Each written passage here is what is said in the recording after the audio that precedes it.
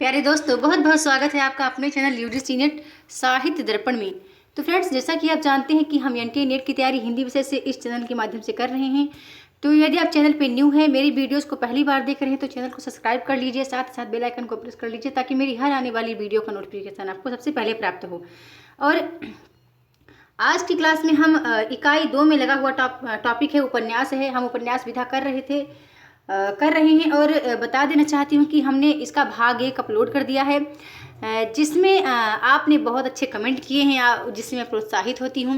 उसके लिए आप सभी सब्सक्राइबर को बहुत बहुत धन्यवाद।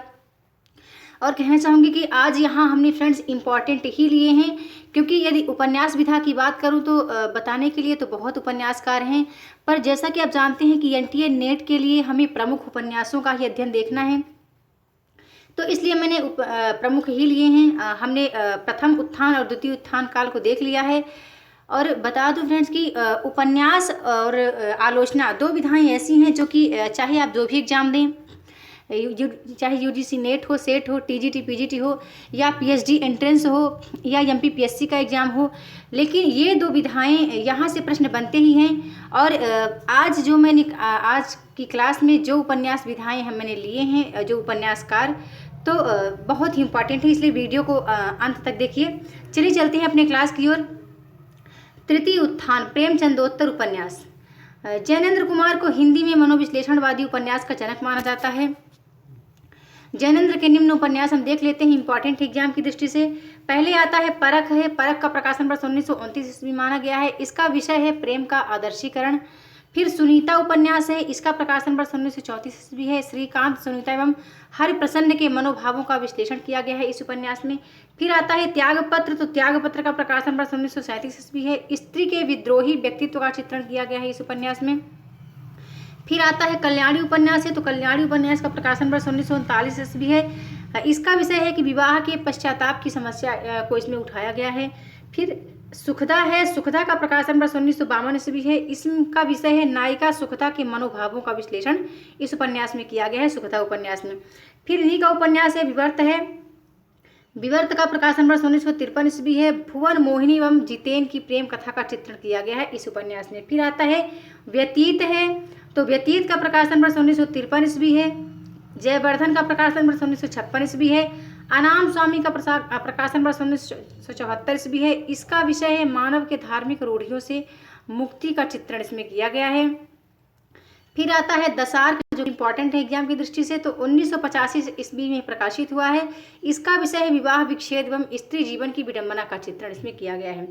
फ्रेंड्स, जैनेन्द्र कुमार के उपन्यासों का मूल विषय काम, पीड़ा एवं अहम का समर्पण है। और बता दूं, आज वीडियो कुछ बड़ी हो सकती है, क्योंकि मैंने यहाँ महत्वपूर्ण उपन्यासों को, जितने उपन्यासकार हैं मैंने ले लिया है फ्रेंड्स। और बता दूं कि महिला उपन्यास और दलित उपन्यासों को मैंने नहीं लिया है, उसके लिए मैं एक अलग से वीडियो अपलोड करूँगी। तो प्लीज़ आप इन जितने उपन्यासकार मैंने लिए हैं उनका अध्ययन जरूर देखिए, और हो सके तो अपनी नोटबुक में नोट भी करते जाइए।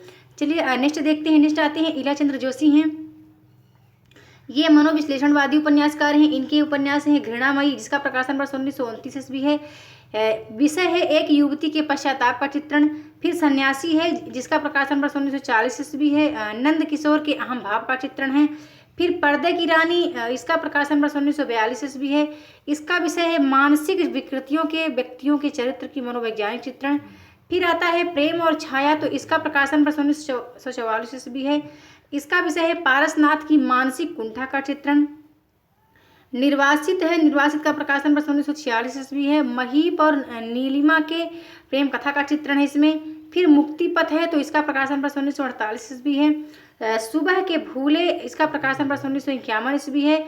जिप्सी का प्रकाशन वर्ष 1952 ईस्वी है। मनोविश्लेषणवाद एवं सामाजिक भावना का समन्वय इस उपन्यास में उठाया गया है। फिर आता है जहाज का पंछी, 1954 में प्रकाशित हुआ। भूत का भविष्य 1973 में प्रकाशित हुआ। कवि की प्रेयसी का प्रकाशन वर्ष 1976 ईस्वी माना गया है। तो ये हमने देखा इनके उपन्यास। चलते हैं नेक्स्ट। सच्चिदानंद हीरानंद वात्स्यायन अग्जे जी। और फ्रेंड्स अजय जी के उपन्यास हमारे पाठ्यक्रम में एनटीए यूजीसी नेट के पाठ्यक्रम में लगे हुए हैं।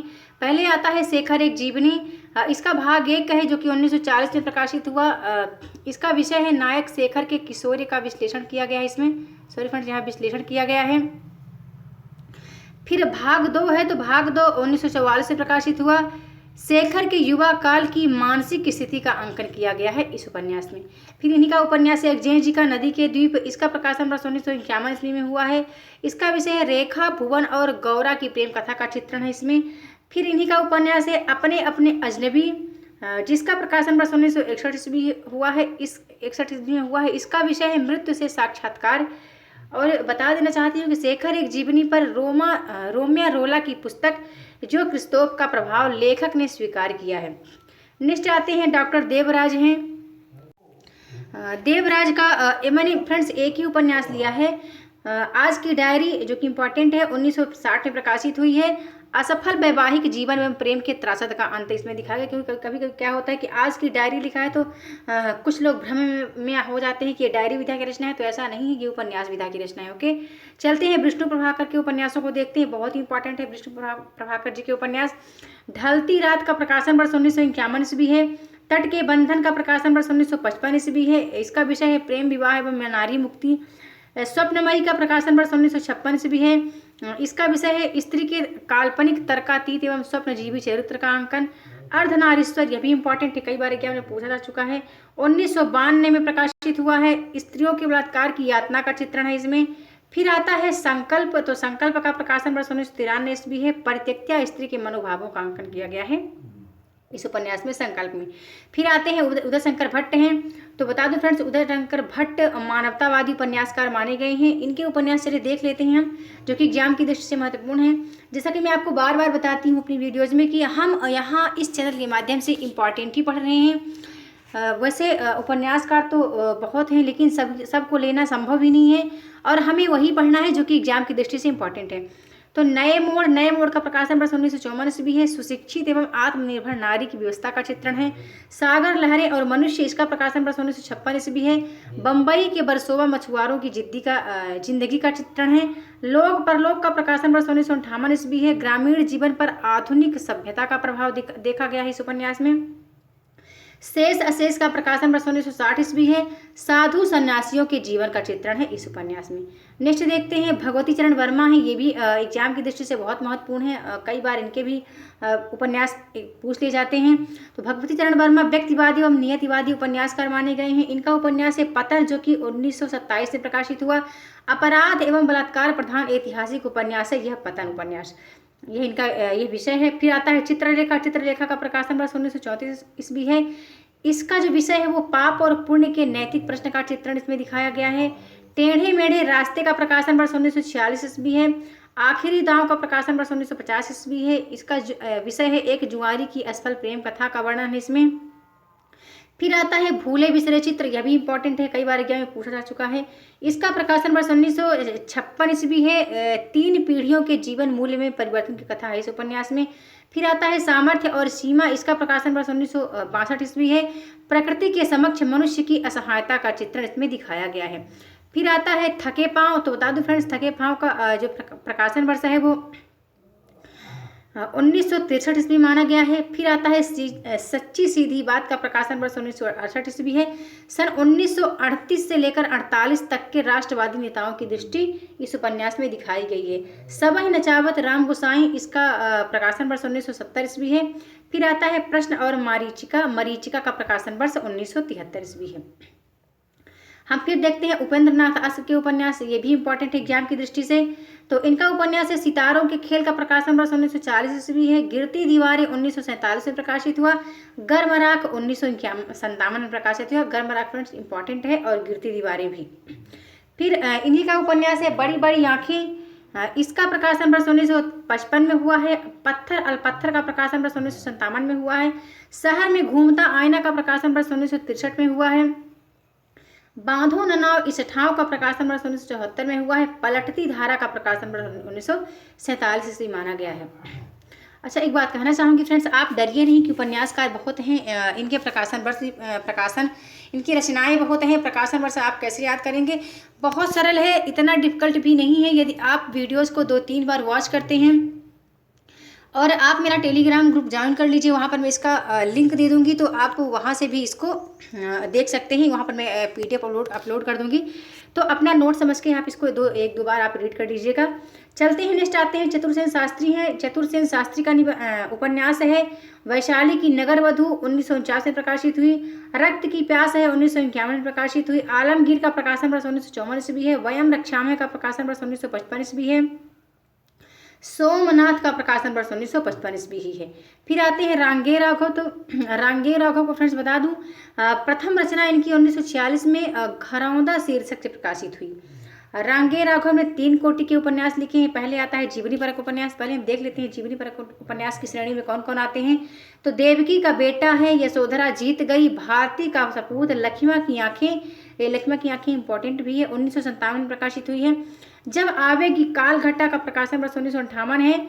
धूनी का धुआं का प्रकाशन वर्ष 1959 ईस्वी माना गया है। फिर आता है ग्रामीण एवं नगरीय यथार्थ के उपन्यास, इन्हीं के हैं। सीधा साधा रास्ता 1951 में प्रकाशित हुआ।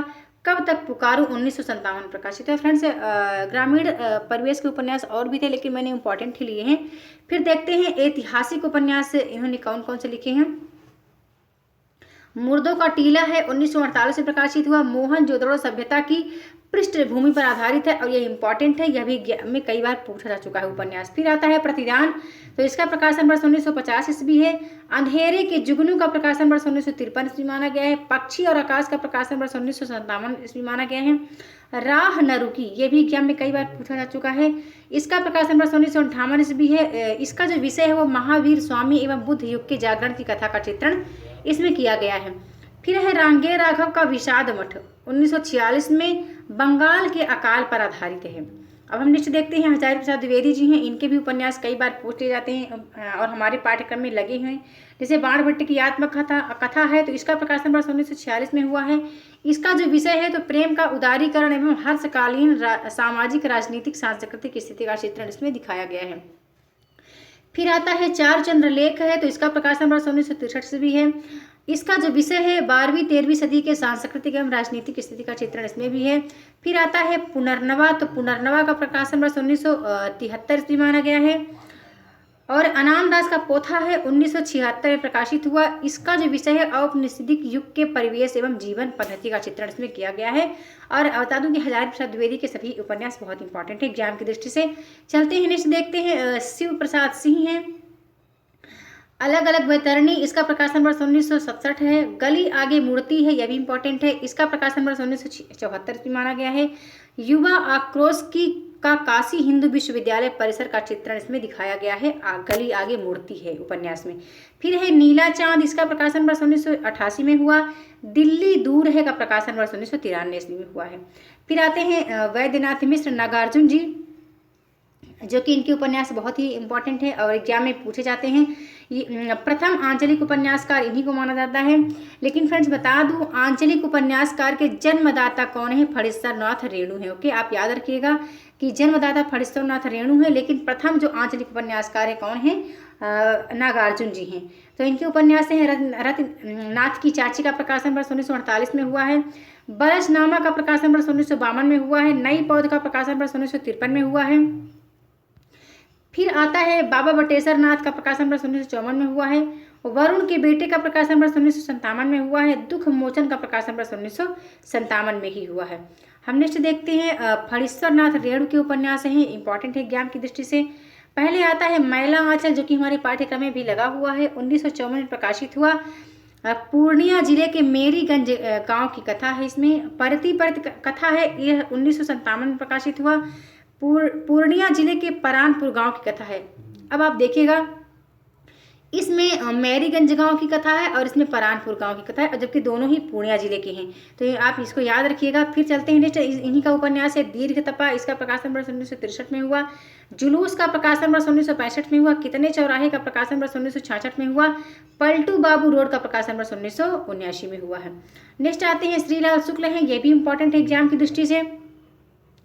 फ्रेंड्स, श्रीलाल शुक्ल जो हैं तो सूनी घाटी का सूरज इनका उपन्यास है, 1957 में प्रकाशित हुआ है।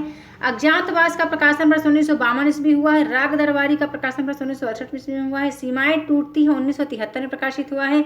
मकान का प्रकाशन वर्ष 1976 ही है। पहला पड़ाव, ये भी एग्जाम में कई बार पूछा जा चुका है, 1976 में प्रकाशित हुआ। विश्रामपुर का संत का प्रकाशन वर्ष 1998 ईस्वी माना गया है। नेक्स्ट देखते हैं, राही मासूम रचा हैं, तो इनका उपन्यास है आधा गांव, यह भी एग्जाम में पूछा जा चुका है, 1966 में प्रकाशित हुआ है।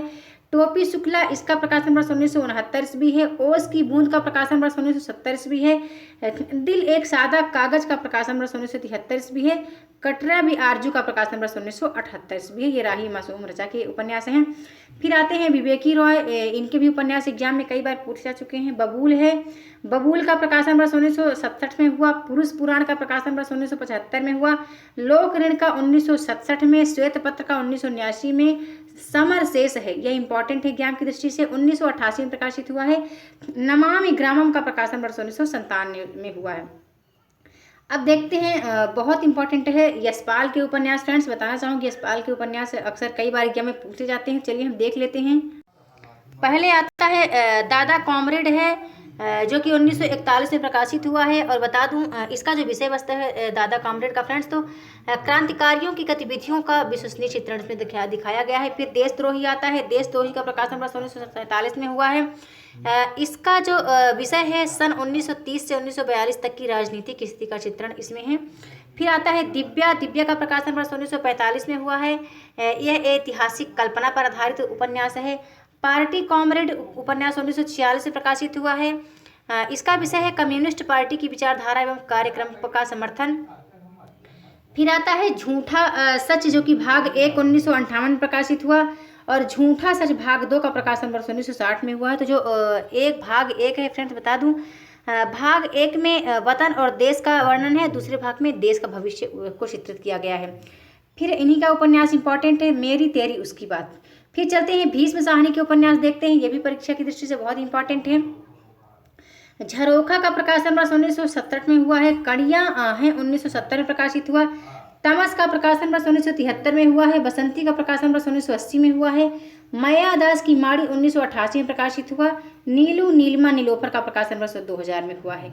नेक्स्ट देखते हैं, अब चतुर्थ उत्थान काल है, जो कि इंपॉर्टेंट है। बता दूं, अक्सर चतुर्थ उत्थान काल से फ्रेंड्स एग्जाम में प्रश्न पूछे ही जाते हैं, तो प्लीज़ आप इनको जरूर नोट कीजिएगा। आधुनिकता बोध के उपन्यास, पहले आते हैं धर्मवीर भारती हैं, इनका उपन्यास है गुनाहों का देवता, जो कि 1949 में प्रकाशित हुआ है। चंद्र और सुधा के किशोर प्रेम की कहानी का इसमें चित्रित है। सूरज का सातवां घोड़ा 1952 में प्रकाशित हुआ है। और इनके उपन्यास कई बार एग्जाम में पूछ लिए जाते हैं। फिर आते हैं राजेंद्र यादव हैं, इनका उपन्यास है प्रेत बोलते हैं, 1952 में प्रकाशित हुआ। उल्टा का प्रकाशन वर्ष 1958 ईस्वी है। सह और मात का प्रकाशन वर्ष 1959 ईस्वी है। 1 इंच मुस्कान का प्रकाशन वर्ष 1963 ईस्वी माना गया है। फिर आते हैं कमलेश्वर, कमलेश्वर के भी कई बार उपन्यास एग्जाम में आए हुए हैं। पहला है एक सड़क 57 गलियां, 1957 में प्रकाशित हुआ है। डाक बंगला का प्रकाशन वर्ष 1959 है। समुद्र में खोया हुआ आदमी 1970 में प्रकाशित हुआ। काली आंधी का प्रकाशन वर्ष 1974 ईस्वी है। तीसरा आदमी 1976 में प्रकाशित हुआ। सुबह दोपहर शाम का प्रकाशन वर्ष 1982 ईस्वी है। रेगिस्तान का प्रकाशन वर्ष 1988 है। कितने पाकिस्तान और 2002 में प्रकाशित हुआ है। फिर मोहन राकेश हैं, इनके भी उपन्यास कई बार एग्जाम में पूछे जा चुके हैं। अंधेरे बंद कमरे 1961 में प्रकाशित हुआ। न आने वाला कल का प्रकाशन वर्ष 1968 ईस्वी है। अंतराल का प्रकाशन वर्ष 1972 ईस्वी है। नेक्स्ट देखते हैं लक्ष्मीकांत वर्मा हैं, खाली कुर्सी की आत्मा 1958 में प्रकाशित हुआ है। कटी हुई जिंदगी कटा हुआ कागज 1965 में प्रकाशित हुआ। सफ़ेद चेहरा 1971 में। टेराकोटा, यह भी इंपॉर्टेंट है, यह भी एग्जाम में कई बार पूछा जा चुका है। टेराकोटा 1971 में प्रकाशित हुआ है। तीसरा प्रसंग का प्रकाशन वर्ष 1972 ईस्वी है। नेक्स्ट देखते हैं निर्मल वर्मा